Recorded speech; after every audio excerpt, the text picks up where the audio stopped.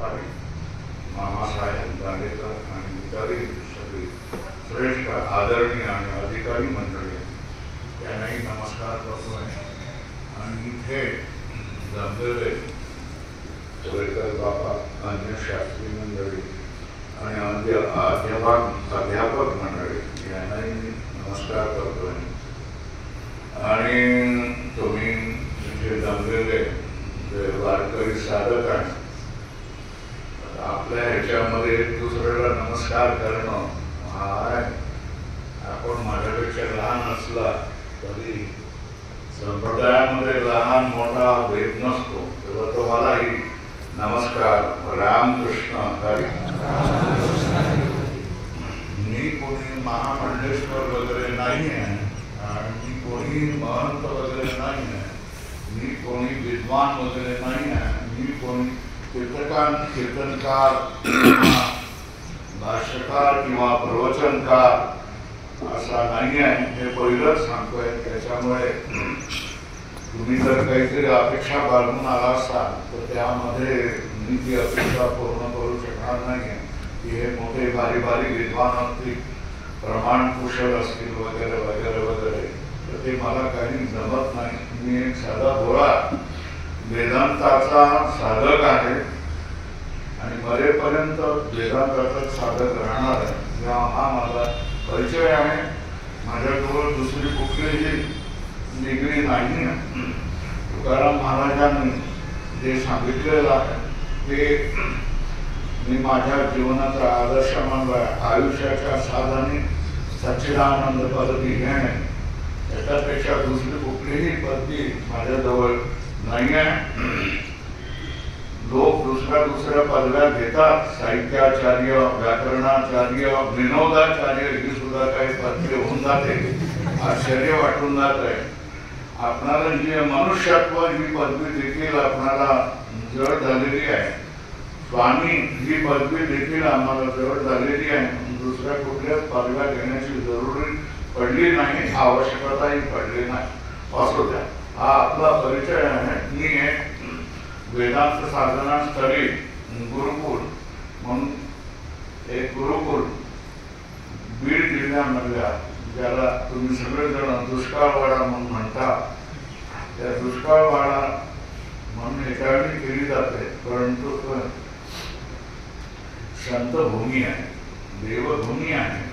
आणि त्या देवभूमीमध्ये आम्ही 20 वर्षापासून एक आश्रम सुरू केलेला आहे, गुरुकुल सुरू केलेलं आहे. वेदांत साधना स्थळी गुरुकुल म्हणून 20 वर्षापासून तिथे आम्ही तप करतोय. असं म्हटलं तरी हरकत नाही. आमची तपस्याच आहे. लोक 12 वर्ष झाल्यानंतर तपापूर्ती वगैरे करतात आणि कार्यक्रमालाही मी गेलेलो आहे. पण आमच्या याची 20 वर्ष झालं तरी आम्ही काही कुठलीच पूर्ती केलेली नाही, कायम चालू ठेवलेला आहे. असू द्या, या ठिकाणी वेदांताचे सगळे ग्रंथ, व्याकरण, लघुसिद्धांत कौमुदी, त्याच्यानंतर तर्कसंग्रह, त्याच्यानंतर सांख्यतत्व कौमुदी आणि सगळी उपनिषदं आणि ब्रह्मसूत्र याच्यापर्यंतचे कमीत कमी 22 ग्रंथ तुम्हाला 5-6 वर्षाच्या सहवासामध्ये पूर्ण करून दिले जातील. मी स्वतः त्या ठिकाणी शिकवतो. माझे सहकारी तुम्ही कदाचित जाणत असाल, स्वामी ब्रह्मानंद आहे, हे त्या ठिकाणी माझे सहकारी म्हणून आहेत. त्यांना तुम्ही पहिल्यांदा वाल्मिक बाबा म्हणून ते प्रसिद्ध होते, पण त्यांचं नाव आता बदललेलं आहे. ते आहेत. आणि वारकरी संप्रदायाचे कीर्तनकार अर्जुन महाराज लाड, ज्यांना गुरुजी सगळे म्हणतात, त्यांनी ती जागा दिलेली आणि त्यांनी सगळं आमचं सगळं जेवण खाण बाकीची सगळी व्यवस्था तेच करतात. 3 वेळेला जेवणाची व्यवस्था आहे. आणि आम्ही जोग महाराजांच्या संस्थेमध्ये शिकलेलो नाही. सरळ आम्ही या ठिकाणी आळंदीला आलो तर ज्ञानेश्वर महाराजांनी आम्हाला ऋषिकेशला पाठवून दिलं.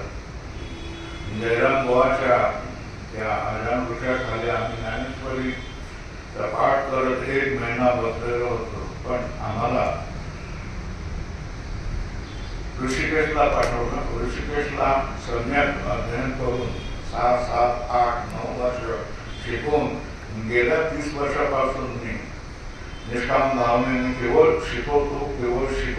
शिकवतोच फक्त. म्हणजे ग्रंथाची पानं पालटतो, ह्याच्यापेक्षा माझी लायकी काही नाही आहे. पण मला शिकवण्यामध्ये आस्था आहे, शिकवण्यामध्येच प्रेम आहे.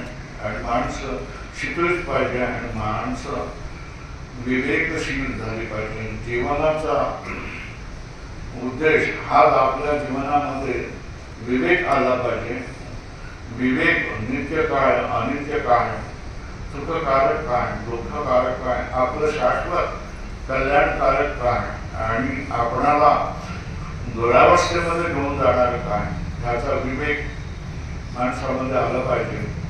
गौतम बुद्ध नव्हे तर बुद्ध माणूस झाला पाहिजे. बुद्ध याचा अर्थ बोधावर आरूढ असलेला माणूस झाला पाहिजे. ही माझ्या मनाची श्रद्धा आहे.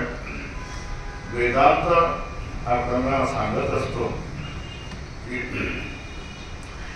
भगवद्गीतेमध्ये सांगतात तद्विद्ये प्रणिपातेन परिप्रश्नेन सेवया उपदेशन्ति ते ज्ञान तत्वदर्शिना अशा तऱ्हेने सांगतात. स्वतः भगवान श्रीकृष्ण अर्जुनाला त्या ठिकाणी उपदेश देतोय आणि ते सांगतायत की तुला जर तत्वज्ञान हवं असेल तर तत्वदर्शी ज्ञानी माणसाकडे जा.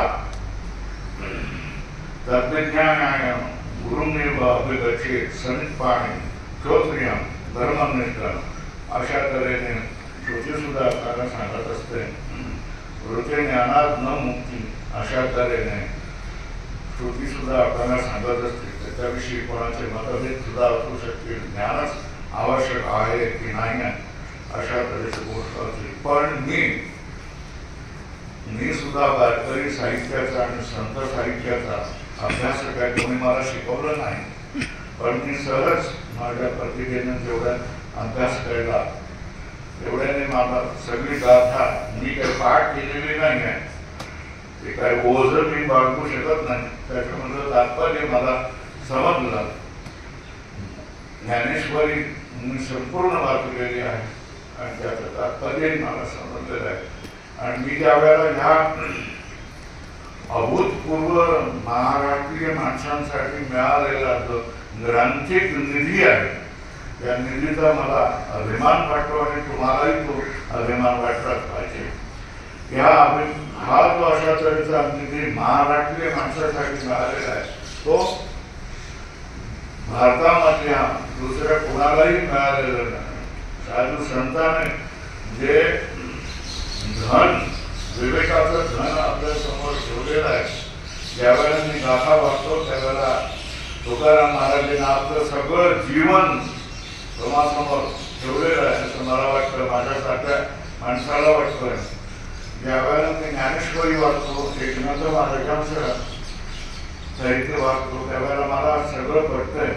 एवढीच गोष्ट समजते की भक्ती जरी प्राधान्याने असली तरी हे सगळे ग्रंथ ज्ञानाने पूर्णपणे भरलेले आहेत.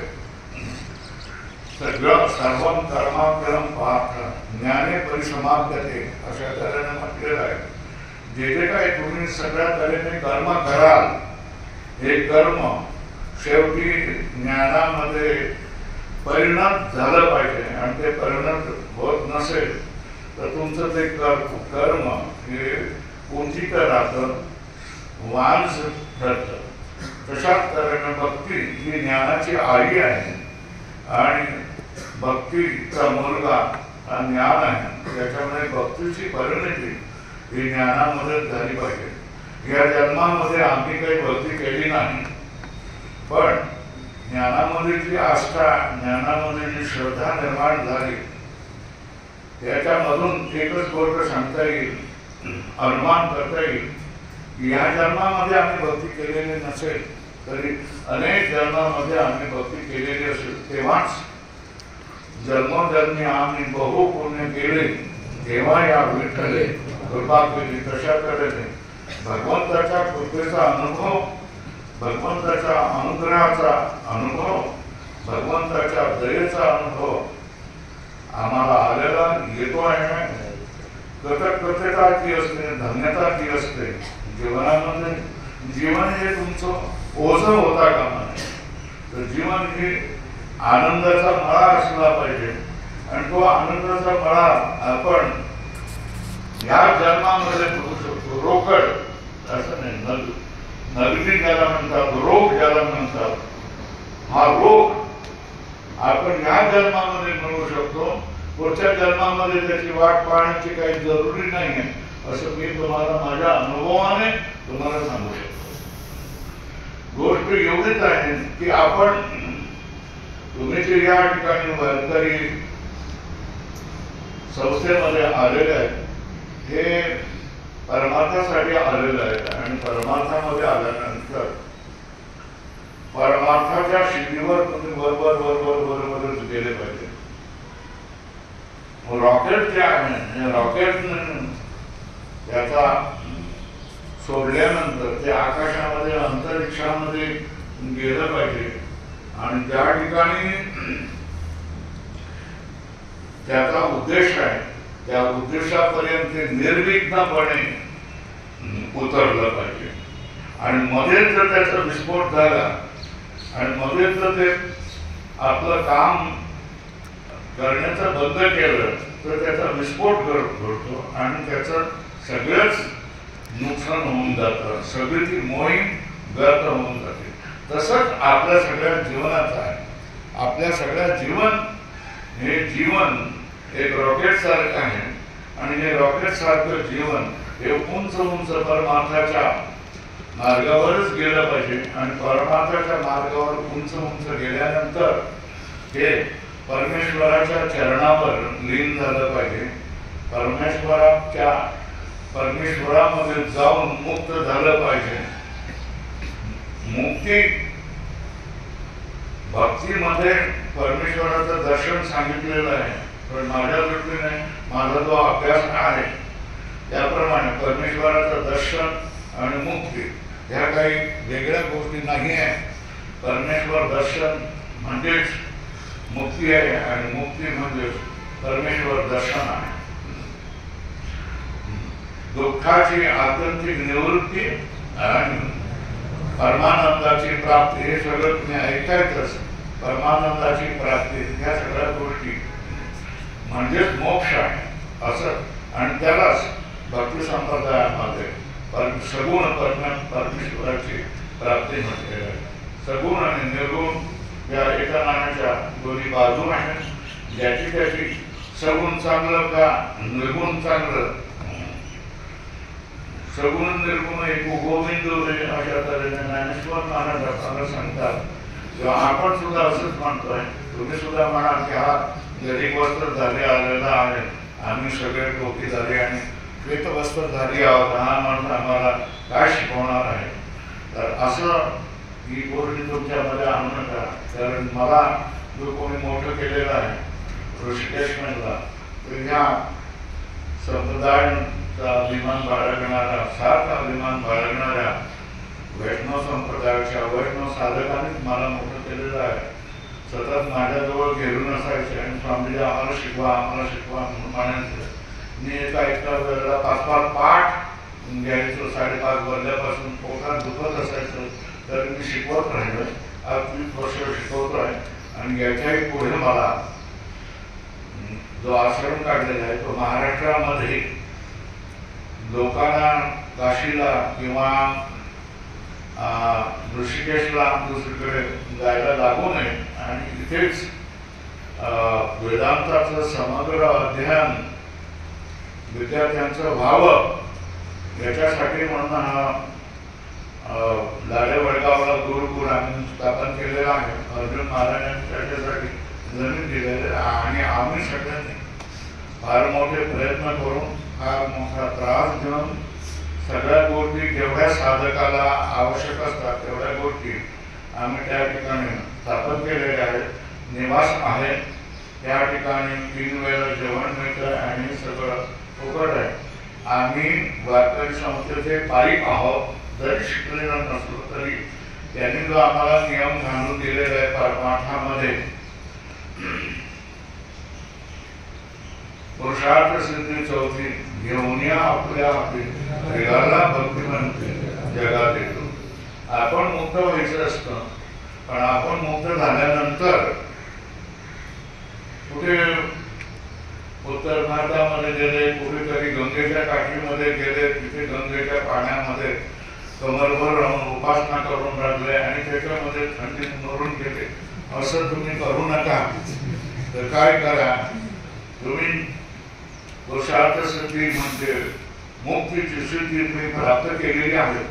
तर ही सिद्धी जर तुम्ही प्राप्त केलेली आहे तर ती सिद्धी तुम्ही भक्ती संप्रदायामध्ये शिरा घुसा घुसा रिहा हा शब्द महत्वाचा आहे. रिगणं म्हणजे याचा अर्थ दुसरा येऊ दिलं नाही तरी तुम्ही जबरदस्तीने आतमध्ये घुसा, प्रवेश करा आणि ती जगाला वाटा.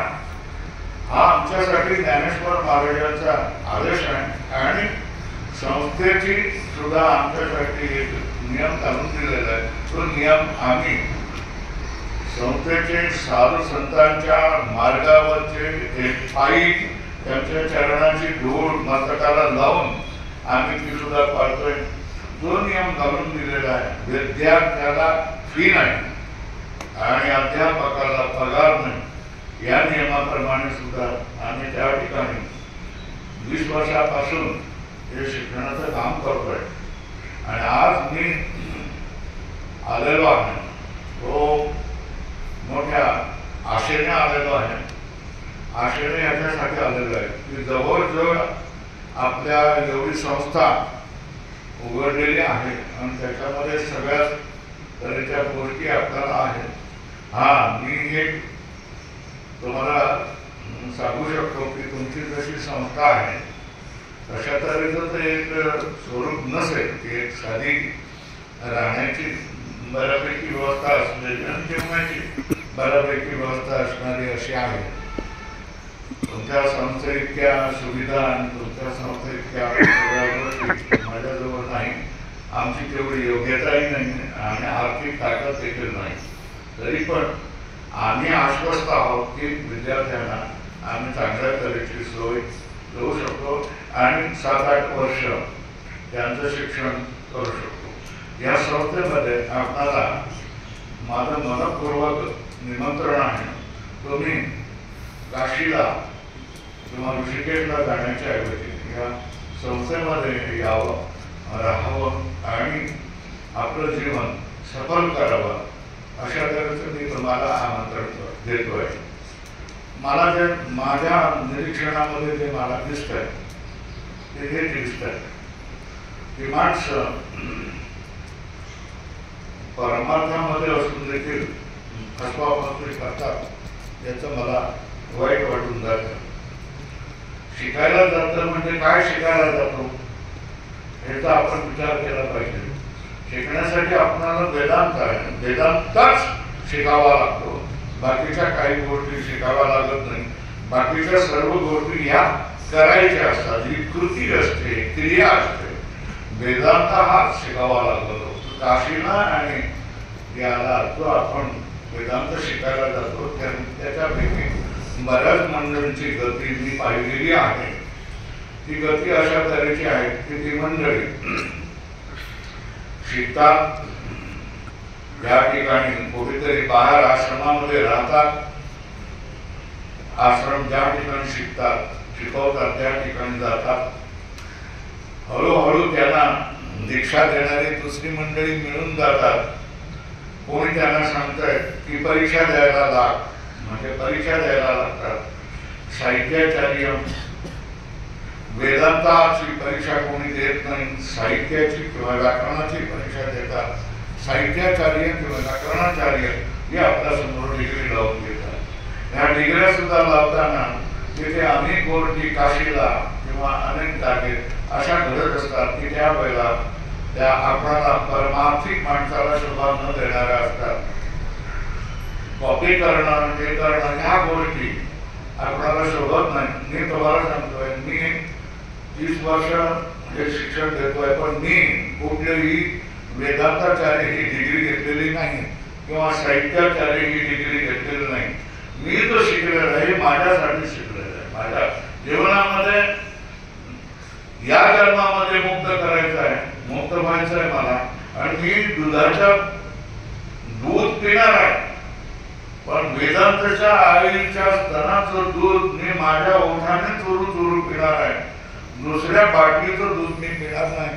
हे माझी पहिल्यापासूनचा आग्रह होता. म्हणून मी मुळापासून हा सगळा वेदांत 42व्या वर्षी मी लघु कठ केलेली आहे. तुम्ही लक्षात घ्या, 42व्या वर्षी लघु कठ करणं किती कठीण गोष्ट आहे याचा तुम्ही विचार करा. ऋषिकेशला आणि काशीला जातात, आई वडिलांना सांगतात, गुरुवर्यांना सांगतात की मी तिकडे शिकायला जातो म्हणून. पण तिकडे शिकायला जाणे 1 तास फक्त शिकणं असतं आणि सगळं दिवसभर काय करणं असतं हे त्यांचं त्याला नाही. पण त्या ठिकाणी प्रलोभनं अनेक असतात आणि त्या प्रलोभनामध्ये भंडारा ही गोष्ट मोठी असते. आणि त्या भंडारामध्ये माणसं इकडून तिकडे फिरत असतात, वेळ वाया घालत असतात. असा माझ्या तऱ्हेचा अनुभव आहे.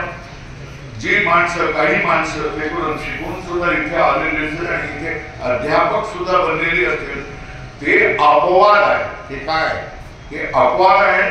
आणि ते जे शिकून इथे येऊन अध्यापन करतात त्यांना माझे दंडवत, त्याचे मी पाया पडतोय की तुम्ही शिकून येऊन हे काम केलेलं आहे. तेव्हा सांगण्याचं तात्पर्य आहे की काशीला शिक्षक बनण्यासाठी जाणं, आपणाला गुरुवर्यांनी शिक्षण दिलेलं आहे, भक्ती आणि ज्ञानासाठी दिलेलं आहे. काशीला गेल्यानंतर आपण नीट शिकायला लागतो. हे कशासाठी? आपणाला जर वेदांत शिकवलेला आहे, भक्ती शिकवलेली आहे, परमेश्वरावर अवलंबून राहण्यासाठी जर शिकवलेलं आहे, बाप जगन्नाथ माय जगन्नाथ अनाथ अनाथ जनार्दन ही जर गोष्टी आपण शिकवलेलं आहे, तर आपणाला आपल्या भावी जीवनाची चिंता का वाटते? हा माझ्या समोरचा प्रश्न आहे. भावी जीवनाची चिंता आपल्याला वाटली नाही पाहिजे. कुठेतरी आपल्याला नोकरी मिळावी, कुठेतरी आपल्याला शिक्षक मिळावं. तुम्हाला जे काही शिकवलं जात आहे ते शिकवलं जात आहे, हे भगवत प्राप्तीसाठी शिकवलं जात आहे. तुम्हाला जे शिकवलं जात आहे की तुम्ही तुमचा संसार करावा, तुम्ही तुमच्या मुलाबाळांमध्ये सुखरूप नांदावं, तुम्ही तुमच्या मुलाबाळांचे दागदागिने करावे, शिक्षण करावे, याच्यासाठी शिकवलं जात नाहीये. हे आपण लक्षामध्ये घ्यावा. त्याच्यामुळे काशीला आणि तिकडे गेल्यानंतर आपली वृत्ती बदलू नये की मला शिक्षक व्हायचं आहे, त्याच्यासाठी BEd व्हायचं आहे, त्याच्यासाठी साहित्याचार्य व्हायचं आहे, त्याच्यासाठी कोणत्या पद्धतीने डिग्री घ्यायची आहे, या गोष्टी तुम्ही बाळगू नका. जर एवढे सगळे 500-600 विद्यार्थी आहेत, मला काही फार मोठी अपेक्षा नाही आहे. सगळ्या अध्यापकांनी माझ्यासाठी चांगली श्रेष्ठ असतील, जी अंतर्मुख वृत्तीने असतील, जी परमेश्वराला समर्पण असतील, भक्तीला वाहिलेली असतील, साधक म्हणून चांगल्या गुणाने युक्त असतील, अशी 10-12 माणसं जरी मला माझ्याकडे पोहोचवली तरी मी तुमच्यासाठी मी तुमचा खूप आभारी होऊन जाईल. ब्रह्मचारी जो असतो, जो आचार्य असतो, त्याला एकच अपेक्षा असते, त्याला दुसरी कुठलीच अपेक्षा नसते. पूर्वेकडून ब्रह्मचारी यावेत, पश्चिमेकडून ब्रह्मचारी यावेत, उत्तरेकडून ब्रह्मचारी यावेत, दक्षिणेकडून ब्रह्मचारी यावेत, सगळ्या बाजूने ब्रह्मचारी माझ्याकडे यावेत, ही त्याची अपेक्षा असते.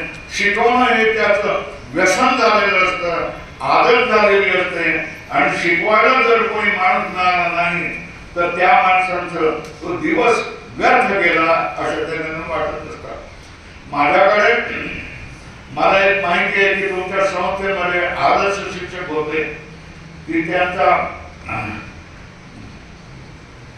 याचा ज्ञानेश्वरीचा पाठ झाला नाही तर त्या दिवशीचं जेवण त्यागणारे अध्यापक या संस्थेमध्ये होऊन गेले, हे मी विद्यार्थ्यांकडूनच जाणतोय.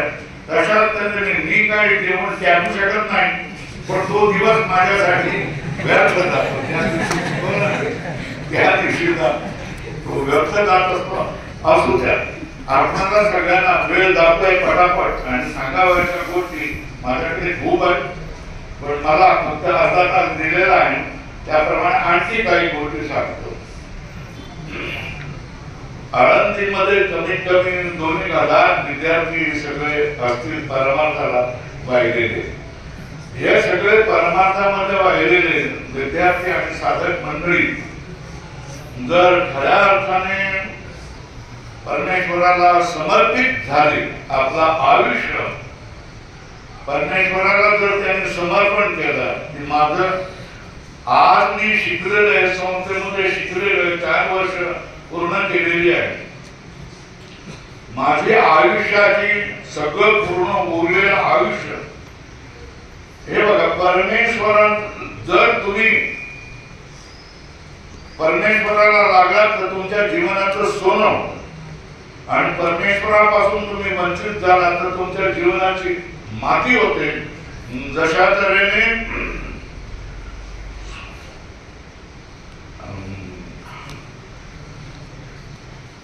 लोखंडाचं सोनं करणारा काय म्हणतात त्याला, परीस जशा तऱ्हेने लोखंडाचं सोनं करतो, आणि जर परीस लागला नाही तर त्या लोखंडाची गंजून माती होते. तशा तऱ्हेने आपल्या सगळ्या जीवनाचं आहे. तुम्हाला हा संस्थेचा परीस मिळालेला आहे आणि आपल्या जीवनाचं सोनं करणं हे तुमच्या हातामध्ये आहे. म्हणून तुम्ही तुमचं जीवन व्रत घ्या. तुम्ही संसार करणार नाही. मी माझं संपूर्ण जीवन भगवंताचा प्रचार करायला, भगवंताचा प्रसार करायला, भगवंताचं चरित्र गायला माझं संपूर्ण जीवन वाहून घेईन. अशा तऱ्हेने तुम्ही म्हणावं. हे 600-700 लोक आहेत, याच्यापैकी निदान 100 लोक तरी अशा तऱ्हेने तयार व्हावे की जे भगवंताचा प्रचार करतील, धर्माचा प्रचार करतील, देशाचा देव, देश आणि धर्म याच्यासाठी आपलं संपूर्ण जीवन व्यतीत करतील. हीच माझी अपेक्षा आहे. मी स्वतः माझं जीवन भगवंताच्या देव, देश आणि धर्मासाठी वाहिलेलं आहे. मी काही वैष्णव संप्रदायाचा नाही आहे, पण वैष्णव संप्रदायाची मंडळी माझ्या अवतीभोवती असतात आणि मला माझ्याजवळ शिक्षणाला असतात. मी स्वतः संकल्प घेतलेला आहे की कमीत कमी 10 वारकरी शिक्षण संस्था निर्माण केल्याशिवाय मरायचं नाही. वारकरी शिक्षण संस्था किंवा वारकरी गुरुकुल म्हणजे तुमच्यासारखं नव्हे, पण शाळेत मुलं जातील आणि शाळेमध्ये जात असताना देखील धर्माचं थोडंफार शिक्षण घेतील. अशा तऱ्हेने 10 संस्था निर्माण कराव्याचा हा मी संकल्प घेतलेला आहे. तुम्ही 4-5 वर्ष तुमची पूर्ण झाल्यानंतर माझ्यासारखा भटका माणूस ज्याला खिशे देखील नाही आहे आणि एक कपडा वर फक्त गाठ मारून गुंडाळून घेतल्यानंतर भिक्षेचं जीवन जगतोय, तो माणूस संकल्प करून घेऊ शकतो की 10 शिक्षण संस्था विठ्ठलाचं शिक्षण घेणारं, वारकरी संप्रदायाचं शिक्षण घेणारी मुलं तयार व्हावे. बघा, तुम्ही जे पेराल ते उगेल. जर तुम्ही वारकरी पेराल तर वारकरी उगवतील, जे संस्थेने केलेलं आहे. जोग महाराजांनी केलेलं, जोग महाराजांच्या आपण ऋणी आहोत याच्यासाठी की एका जागी एवढी वारकरी मंडळी दिसत आहे, याच्यासाठीच आपण जोग महाराजांचे सदैव मरेपर्यंत ऋणी राहणार. तुम्ही काय, मी काय, सगळे राहणार. तेव्हा माझं तुम्हाला हात जोडून सांगणं आहे की कीर्तनाचा धंदा करू नका आणि वारकरी शिक्षण संस्थेचा धंदा करू नका. या 2 गोष्टीचा तुम्ही धंदा करू नका ही शपथ घ्या. माझं एक तुम्हाला विचारणं आहे की सावधामानाने कीर्तनाचा धंदा केला होता का? नाही. चौथा महिन्यांचा शेती हा धंदा होता ना, है ना, भाजीपाल्याचा धंदा होता. गोरा कुंभारांनी कीर्तना धंदा केला होता का? नव्हता ना. त्यांनी त्यांचा कुंभारीचा धंदा होता आणि कीर्तनही करायचे. तुकाराम महाराजांचा धंदा भगवंतासाठी त्यांनी बुडवला. धर्म वाण्याचा व्यवसाय त्यांचा होता, तो त्यांनी बुडवला. तर आपण काय कीर्तनाचा धंदा करावा का? आपण काय वारकरी शिक्षण संस्थेचा धंदा करावा का? मी या ठिकाणी लाईन मध्ये बघतोय वारकरी शिक्षण संस्था आपल्याच लोकांनी स्थापन केली आहे. एका मुलासाठी फी किती आहे? 25,000 रुपये. किती आहे? आणि ही 25,000 रुपये तो माणूस घेतो, माझा मित्र घेतो, तर मी पण माझी वारकरी शिक्षण संस्था काढतो आणि 25,000 रुपये घेऊन धंदा करतो. हे धंदा कोणासाठी? मुलांसाठी, बायकांसाठी, याच्यासाठी. हे मला काही शोभत नाही. माझं तुम्हाला मनपूर्वक सांगणं आहे, आव्हान आहे की आपण सगळे मिळून संप्रदायाचा प्रचार करूया, धर्माचा प्रचार करूया, देवाचा प्रचार करूया. तुम्ही इतकी जी सगळी माणसं, त्या सगळ्या लोकांनी संकल्प घ्या. काय संकल्प घ्या? की मी देखील एक गुरुकुल स्थापन करेन. मी देखील माझ्या गावात एक वारकरी शिक्षण संस्था स्थापन करेन. वारकरी शिक्षण संस्थांमध्ये 25 विद्यार्थी होते, 100 विद्यार्थी होते.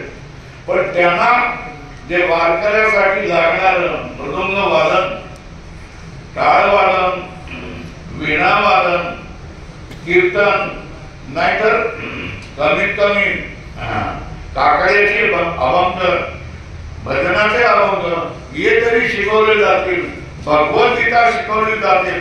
आणि ह्या सगळ्यांना मोफत शिक्षण दिलं जाईल. कुठल्याही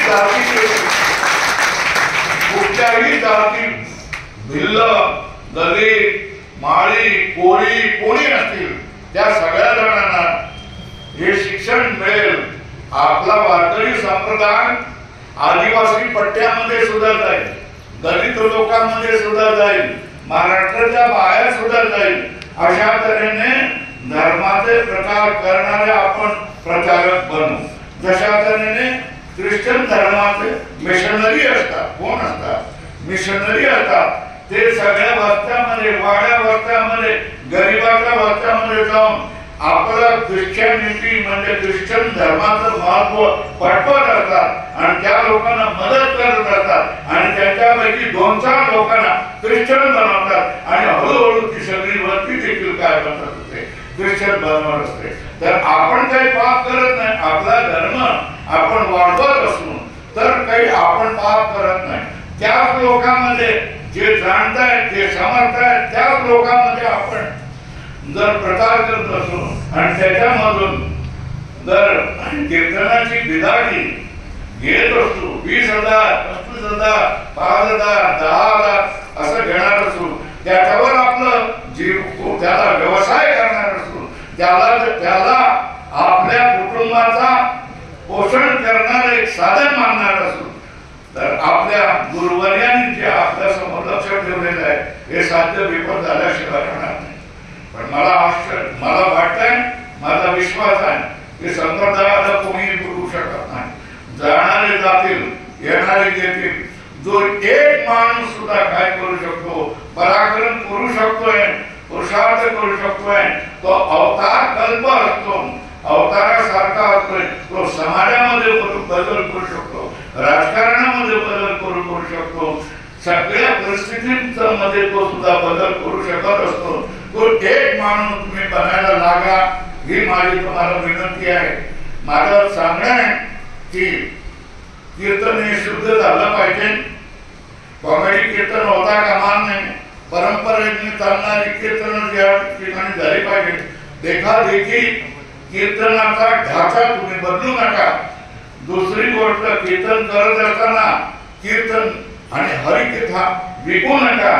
तिसरं सांगताना कीर्तन हा व्यवसाय तुमच्या पोराबाळांना पोचण्यासाठी बनवू नका. चौथं सांगताना लोकांना तुम्हाला जे ज्ञान मिळालंय ते देण्यासाठीचं साधन वारकरी शिक्षण संस्था आहे. 3000 वारकरी शिक्षण संस्था संपूर्ण महाराष्ट्रामध्ये तुमच्या सहकार्याने आपण उभारू शकू आणि आपण करू. वारकरी शिक्षण संस्था उभारल्यानंतर त्याला पैसे आणायचे कुठून, त्याचं भरण पोषण कसं करायचं, तिथे निवास कसा करायचा, तुम्ही प्रारंभ करा. या सगळ्या गोष्टी मदत करणारे लोक तुम्हाला मिळू शकतात. तुम्हाला याची मार्ग दाखवलेला आहे की माधुकरीवरच शिक्षण करायचं, हे तुम्हाला मार्ग दाखवलेला आहे. तुम्ही जर माधुकरीवर शिक्षण केलं तर तुमच्याकडे राहणारी मुलं देखील माधुकरीवर शिक्षण करतील. 3 वेळेला त्यांना जेवण मिळू शकेल. राहण्यासाठी कुठलीतरी थोडीफार व्यवस्था मिळेल. फक्त तुमचं समर्पित जीवन पाहिजे. तुम्ही जर मृदुंग वादक असाल, तुम्ही गायक असाल, तुम्ही भजनाची कला असेल, तुम्ही कीर्तनकार असाल, जे तुमच्याकडे असेल ते त्या नवीन मुलांना, शाळेत शिकणाऱ्या मुलांना तुम्ही द्या. आणि अशा तऱ्हे जर तुम्ही प्रकार केला तर तुमचंही जीवन उन्नत होऊन जाईल. तुम्ही धर्मासाठीचे योग्य तऱ्हेचे अधिकारी पुरुष होऊन जाईल. तुमच्या देखील पालख्या वाहिल्या जातील आणि तुम्ही मेल्यानंतर तुमच्या देखील समाध्या उभ्या केल्या जातील. तुमच्यासाठी देखील तुमची देवळं देखील तुमची इच्छा नसताना तुमची देवळं उभी केली जातील. आता मला फोन केली जाते की तुमचा वेळ संपलेला आहे, तेव्हा आता मला थांबलं पाहिजे. 10 वाजलेले, 10 वाजेपर्यंत वेळ मला दिलेला आहे. पुढच्या वेळेला सुद्धा मी दर वर्षाला तुमच्या जवळ यावं, तुमच्या पाठामध्ये बसावं, तुमच्या बरोबर राहावं. ही सगळी शुभ्र वस्त्रधारी वारकरी विठोबाचे गाडे वीर आहेत. ते नाचताना गाताना बघितल्यानंतर खूप खूप बरं वाटतं. आयुष्याचं चांगलं झालं असं वाटून जातं. तेव्हा मी आता संपवतोय. पुंडलिक वरदा